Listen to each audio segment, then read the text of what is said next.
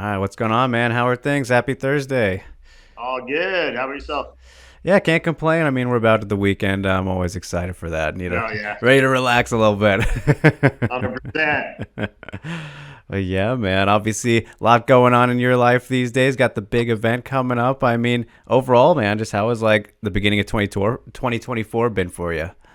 It's been good. I had a fight cancellation. I was fighting in October and pulled out kind of the week of, or the opponent did. And so it was kind of everything was up in the air. I wanted to get that in because I didn't know what was happening with the merger and didn't know my fighting this summer. So when this whole fight came about, in February, I was pretty excited. So we kind of got somewhat confirmation, by New Year's All basically, right. kind of just in time. And so kind of started off my 2024 just kind of hitting the ground running, getting in training camp, getting my partners here. And yeah, just been kind of grinding away. And so that's how I like it. January is always kind of a dead month, it Yeah. seems like. And so to get something on the books and get training camp going it's perfect timing. Yeah, definitely not the worst kind of Christmas present, a little bit, right? Yeah, and especially too, having anxiety about like, man, The future and how everything. the future, how long is this going to take for for them to get everything situated and a fight, even one fight to happen, So I was really excited when they announced this February 24th card. Yeah, of course, man. It's obviously doing it right. I think, of course, with the champs versus champs, you always love kind of that concept as fans. And I mean, Mm-hmm. the challenges for you guys, I'm sure, is, awesome. And I mean, you've been a part of everything at this point, Ryan. Like, you've been there, done that, seen all these big events. So I'm curious, like, from your perspective, man, obviously you'll get better feels as it gets closer and like fight week and all that. But so far, how does this one like feel compared to the past, like, big moments you've been a part of in events and stuff like that? Yeah, it's exciting, because having the long career like I've had, stuff gets stale a little Right.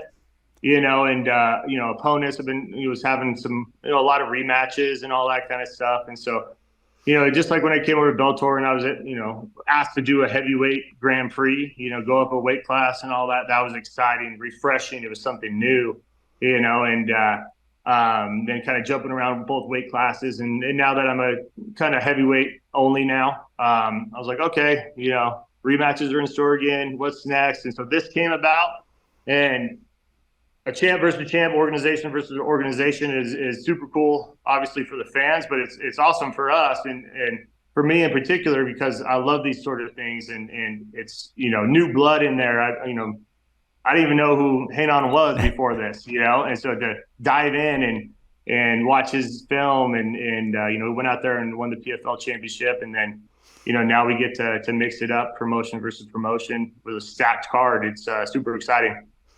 Yeah, absolutely, man. And it's interesting you mentioned the word stale there. And I remember I was at both of your Fedor fights, which obviously amazing moments for you, and not so much Fedor, of course, but cool moments indeed. Yeah. Uh, but I remember, I think it was maybe after that fight or maybe the one before that, but you kind of seemed like you were hinting maybe a little bit at retirement just because of like what else is there left to do and, maybe that freshness of things. So 40 now, but still able to going strong and the champion and Yeah. like not slowing down at all, man, in terms of performances. But I don't know, has this kind of changed things in terms of when you're imagining, hanging them up? Not again that we want to look to that point and that I want to see you do it, Yeah. but No, has it you're fine. changed stuff? Yeah. Yeah. I mean, yeah, kind of, I was getting to the point where like, all right, like who else do I fight, and keep doing these rematches. And, at this point too, at the end of the day, you're fighting for, it's your career. So you're fighting for money also. And Yeah. well taken care of, so it's hard to leave that on the table when you can still do it. Right. I don't want to look back and be like, man, I could have maybe got two more fights in, because I know everybody that retires, whether this is for that, oh, they need money or whatever, or it's they missed it, and I didn't want to look back and say, I missed it, I missed that competition. Mm-hmm. That's where I don't want to hang it up and look realize I should have done a few more. So Yeah. for me right now, yeah, it is exciting and it kind of opened the door for new possibilities. Whereas in the past I was like, oh, I'm not going to be fighting too much over 40. Where Yeah. now I'm like, well, the right fights and all that kind of We'll stuff, see. and the right pay, we'll see. I don't have 5 more years in this sport. probably not, but it's hard to walk away when you're, you're doing your best, you're a champion, you're at the top of your game, which I still am.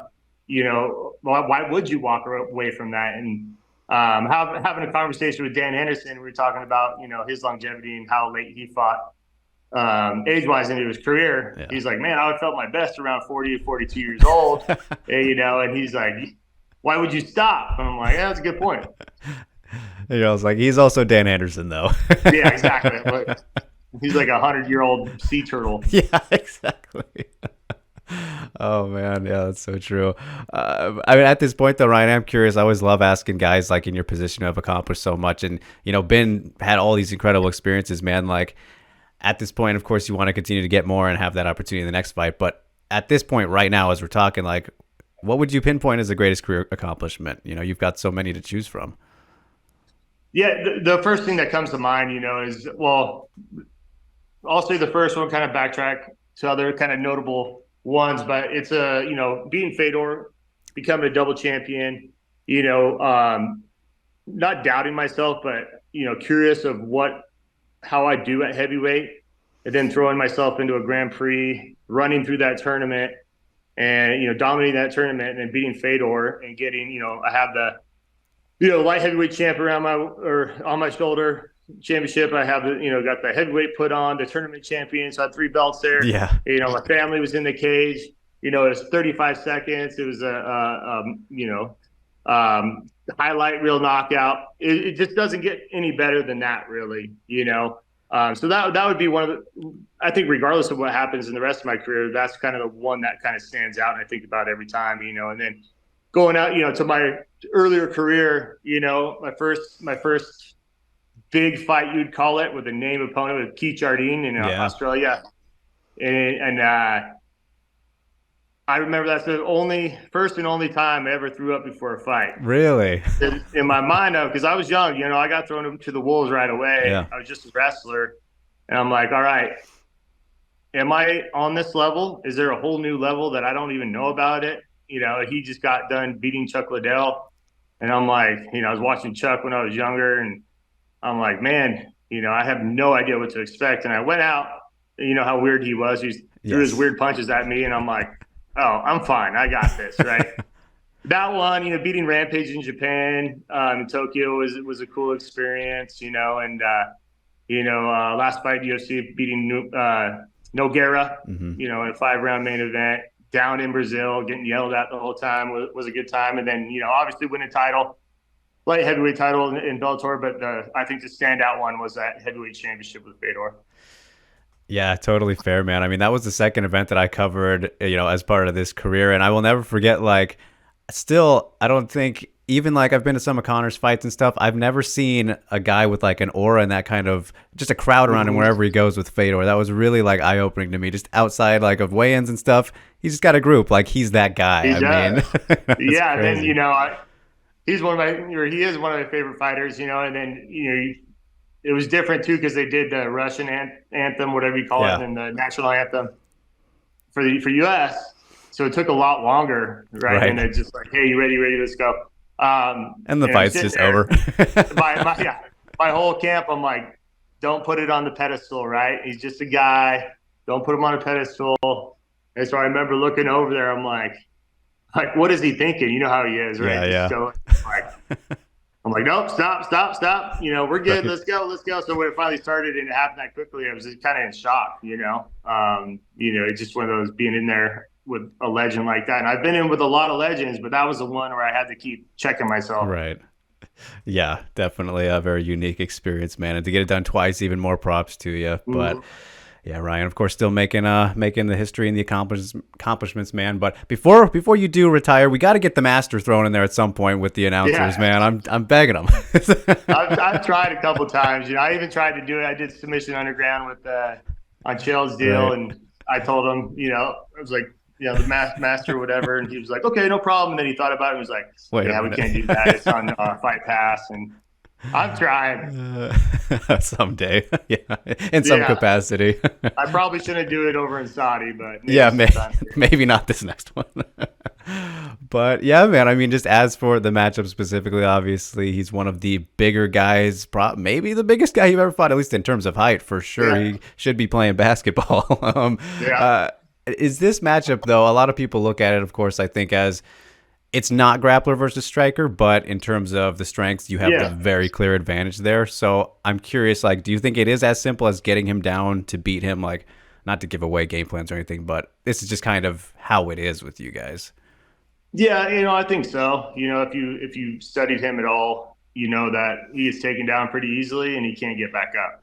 And I brought in some big guys. I brought in a guy I brought in for when I fought Congo twice and all that. His nickname's the Mountain. He's fellow fighter. He's I saw you retired post now. him. He's massive. Yeah, that's the jiu-jitsu guy, 6'9", Mountain 6'6", but Mountain was actually in Hanon's camp 2 fights ago. Oh, okay. Henan brought him in for camp, and so when this whole fight came about, I reached out to Mountain, and he's loyal to us. We've done a lot of camps together, and he reached out to Hanon and said, "Hey, it's a situation, blah blah blah." And so I've been going with him this whole camp, and I think a couple of days ago he was like, "Man," he's like, "I won't be surprised if you knock him out." He's like, "You top your game right now." Obviously, wrestling grappling's always been Yeah. there. You never know what's going to happen in a fight, but if you just look at it on paper, I have a very, very distinct advantage in one aspect of the fight, and it'd be dumb of me not to exploit that. Right. For sure. And I mean, it's kind of one of those things too where I feel like when that expectation is so there, then you'll end up getting the opposite. Like when you knocked out Fedor, for Yeah, example, like you're gonna just catch him with something that's the because way it happens usually all the time.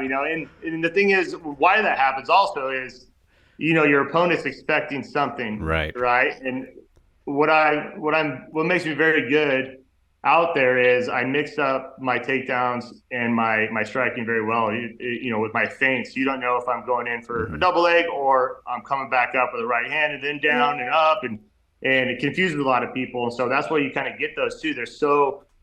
They're expecting a takedown, a shot so much. They're biting on every single feint, and their face is wide open. So that's how I've got a lot of knockouts myself too. Yeah, no doubt, man. And so this has kind of annoyed me a little bit for you, Ryan, and I'm very curious to hear how you feel about it because it's the Francis Ngannou thing, right? It's kind of like overlooking a little bit for maybe both of you guys. People like to ask about it because, Yeah. of course, it's fun, but I don't know. Is that annoying and hard to not overlook because it gets brought at you? Like I'm sure you haven't been, but everyone asks about that. So how has that been Yeah, dealing with? not really. It's, every point in your career, there's always matchups people want to see, and they're going to ask about it. It's something there. I think it's win or lose on my part. I think it's something there, regardless. Yeah. Um, he could fight Hanon, yes, but I go out there and beat Hanon. There's really nobody else he could Hmm. fight. Yeah. I'm a Bellator champion, have been the champion for a long time, undefeated heavyweight. Even though the titles aren't on the line, you can walk away saying, "Hey, I'm the PFL champion too." Exactly. And so that's one of those. It's one of those fights. And going back to asking, about being stale and all that. That's one of those fights that is one of the big fights in the future that you look forward to. Money wise, legacy wise, going in there and a lot of people consider him the best heavyweight in the world. Hmm. He left a champion, and to go in there and defeat him, you pretty much defeated everybody, all the bosses of every Right. organization. Yeah, exactly, man. It's funny too because I remember, I think it was like at the end of your last fight with Fedor. That was like when he was a free agent. I remember your people asking you about if he came over there, and now it's full circle to potentially leading to it this way would be very Yeah, roundabout and unique way. But of course, he's got to come back from boxing first, so we'll see how that all goes, right? yeah, 100%. But I want to get your thoughts too on kind of the situation in the UFC right now, though, Ryan, if you've been keeping up, because it's pretty unique with the Stipe Jones, Tom Aspinall love triangle, and just from the the position of the interim champion that Tom Aspinall is right now, like if you were in his position, like what would kind of be the route you would take? Is he managing it the best he can right now, or what do you think? Yeah, I think so. It's kind of a tricky situation, right? You have the interim champ, and should be proud of that. Yeah, It's not your fault that they made an interim champ. You want the real thing. You want the undisputed championship. And to go out there and win that, then you're kind of on the shelf for a while. And kind of waiting for two other and legends in their own right out there with Stipe and Jones, and they have the ability kind of call the shots a little bit. And I think both at this point in their careers, either one could be done yeah, after their fight. That's like kind of the deal there. I think they deserve the right to wait for a fight that they want like that. But in Tom's shoes, I mean, what do you do? Like I think you wait, because you never know. You go out and fight. What an interim championship be on the defense. line? Yeah, What is that? Has that been done? I don't know. But you lose, and then you lose your chance of fighting Stipe Jones. mm-hmm. And you're believing in yourself, and you think you can beat these guys and everything, and you lose that shot. So if I were in his shoes, it's frustrating for sure. I would just trade my ass off and kind of wait for that opportunity. It's kind of like a Chandler McGregor deal going on Yeah, where McGregor or Chandler goes out and fights somebody, you know, risking it. right off the bat, Connor can be like, "Oh, I'm opened up now. I can go fight whoever," And if Chandler loses, and he's off the table, and you want that McGregor fight, it's money fight. That's what you are in this sport for. At the end of the day, you want to get paid as much as you can. Mm-hmm. So yeah, there's a lot of different variables going on. Yeah, it's definitely a very unique situation, man. But as a guy who's also gone from, the elite of light heavyweight to becoming a heavyweight champion, just what did you think of Jones? I've seen kind of people say it didn't show us enough because of how quick it was, the one fight that he did have at heavyweight. But did you think he looked better just from like your experience having done the same thing? Yeah, I always thought he'd be a unbeatable heavyweight. Just with his fight IQ, and then he filled out and stuff like that.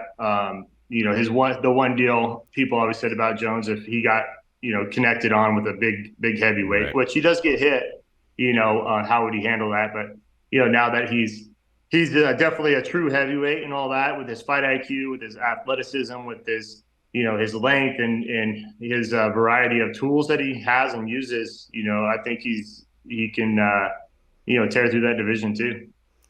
Are you guys cool at all? You like talk or anything? I've seen him comment on your Instagram posts.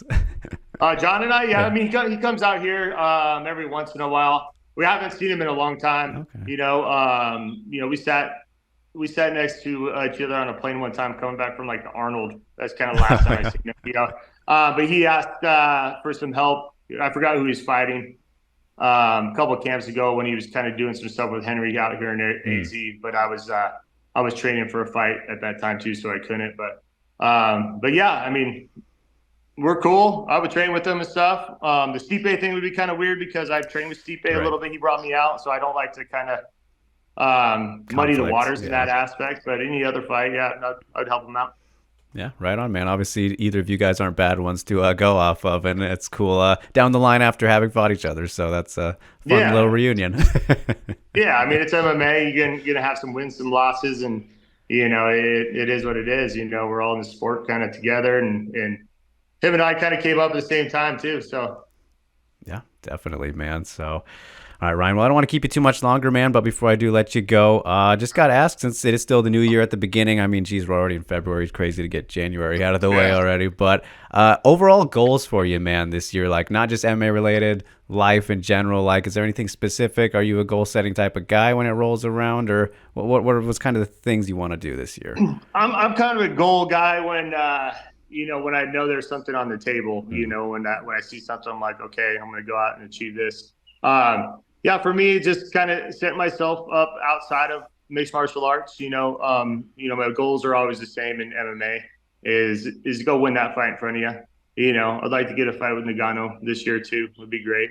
And then keep expanding the stuff I'm doing outside of the gym. And then my kids are 11, 10, and 9, and they're into sports and football right now and all that kind of stuff. So be a good dad, father, husband, friend, and do what I do out here in the cage, and I leave that in the cage and in the gym, and I don't think about it much outside of that. And so just being better in everyday life.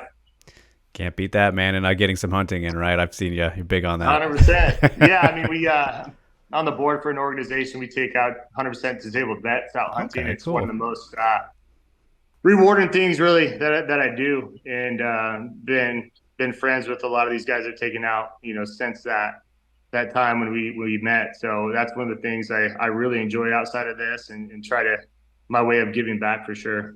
Yeah, of course, man. That's awesome. So, of course, more of that coming too. But all right, Ryan, I'll let you go on that note, man. Always great catching up with you. Always fun watching your fights, and look forward to whatever's next. And wishing you best of luck with just all the projects and plans and everything in general, man. It's been a great time to watch, and onward and upward, right? So, Yes, sir. Appreciate it, buddy. We'll all talk right. soon. Yes. Have a good one, man.